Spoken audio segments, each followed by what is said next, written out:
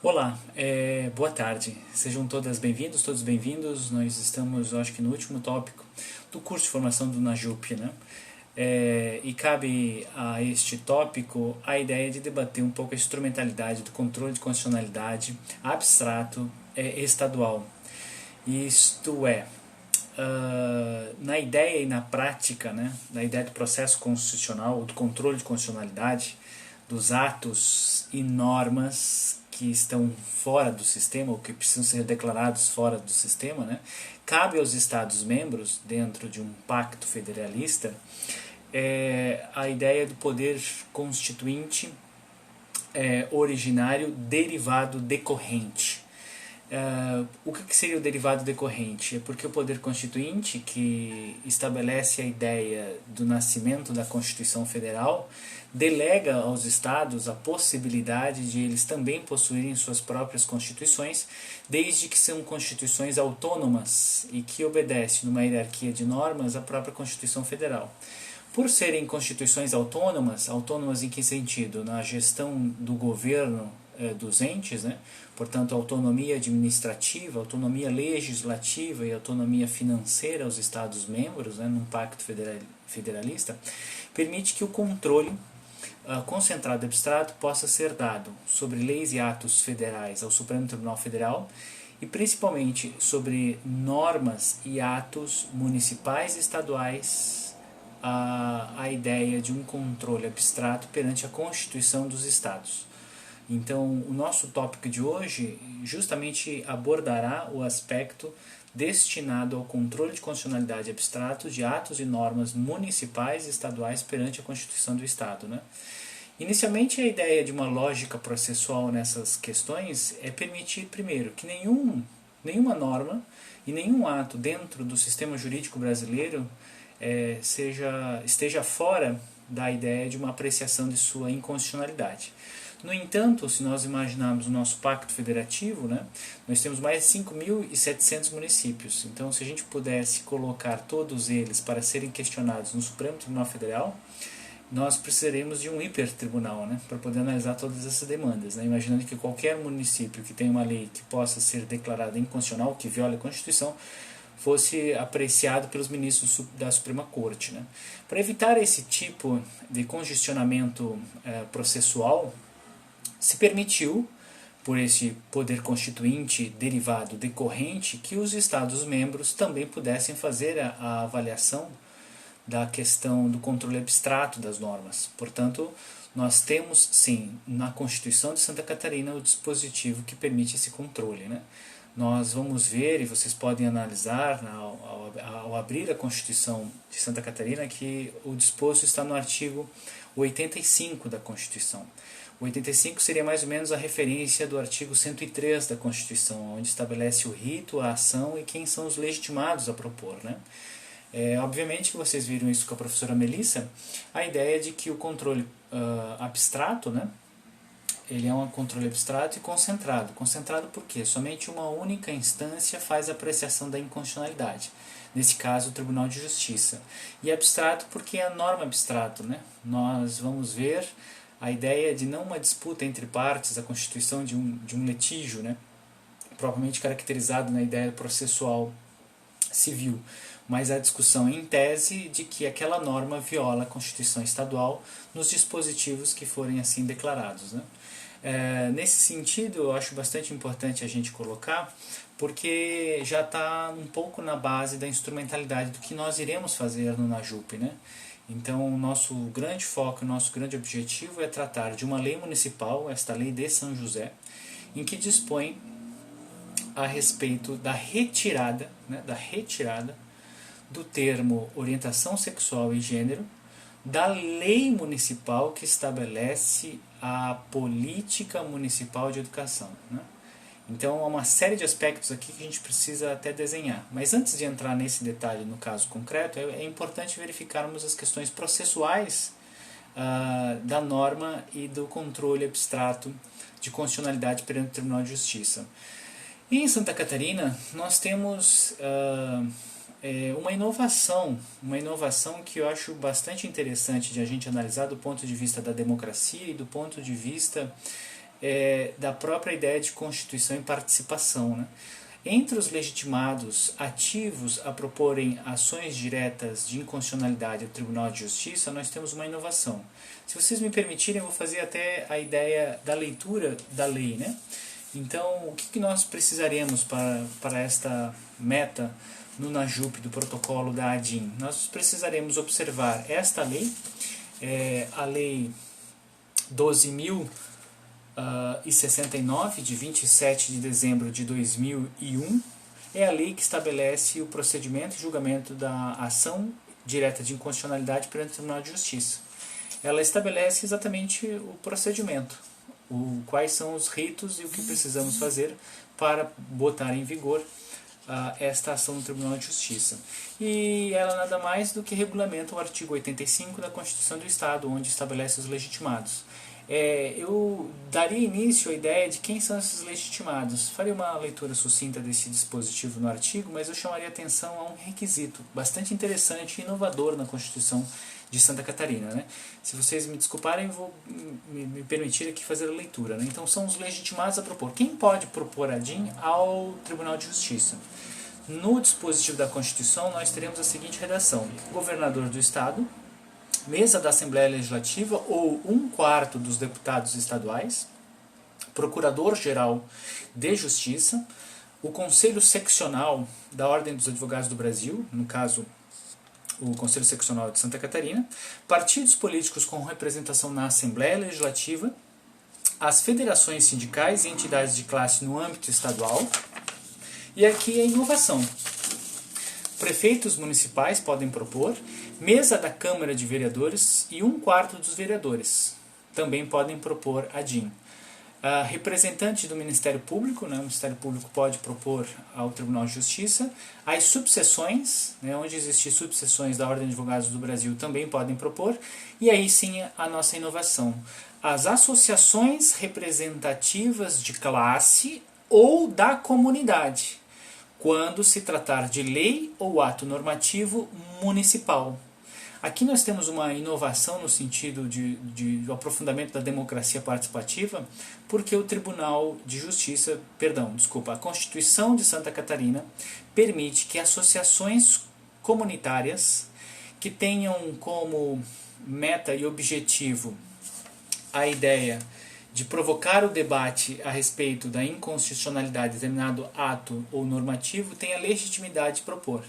Então faz com que qualquer lei municipal que atinja um dos temas na qual organizações da sociedade civil têm por finalidade, essas organizações estariam legitimadas perante o Tribunal de Justiça a apresentar uma DIN. Isso é um tanto interessante porque isso potencializa, isso é mais um instrumento de associativismo civil presente nas organizações. Então, resumidamente, se nós tivermos uma ONG no sentido educacional, ou uma ONG que represente a diversidade sexual, ou a diversidade propriamente dita, estariam estas ONGs no âmbito do Estado de Santa Catarina, legitimadas a propor uma ADIM, quando reconhecerem que determinado dispositivo ou ato, né, o dispositivo é na verdade um ato ou norma, né, municipal inconstitucional, uma ADIM perante o Tribunal de Justiça. E é este o nosso quesito, é isto que nós no fundo iremos trabalhar no NAJUP, né? A ideia de reconhecimento dessa inconstitucionalidade desta lei. Bom, depois de passar dos legitimados, nós temos os procedimentos para propor a ação. Os procedimentos seguem muito claramente a própria lei federal que dispõe sobre os procedimentos da DIN, que foram incorporados no novo Código de Processo Civil. Então a base legislativa que nós teremos é esta, a Lei 12.069, de 27 de dezembro de 2001, com um complemento do novo Código de Processo Civil. Aí sim, o peticionamento simples, né, que a gente vai ter que demonstrar a ideia. E a ideia tem uma discussão do cabimento da ação, a gente vai justificar a ideia de que somos legitimados, por isso nós temos já organizações em contato com o NAJUP, que poderiam ser as propositoras, né?